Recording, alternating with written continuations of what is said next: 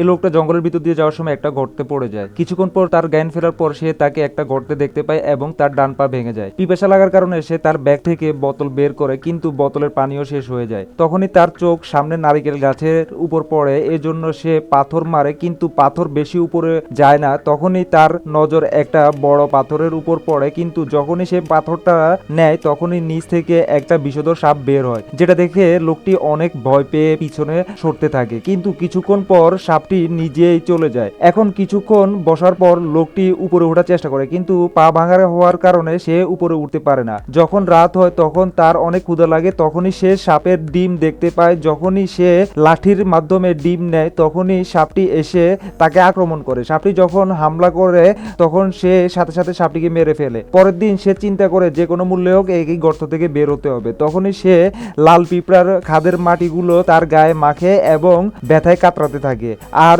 চিৎকার করতে করতে সে উপরে উঠে যায় এবং শান্তির নিঃশ্বাস নেয়।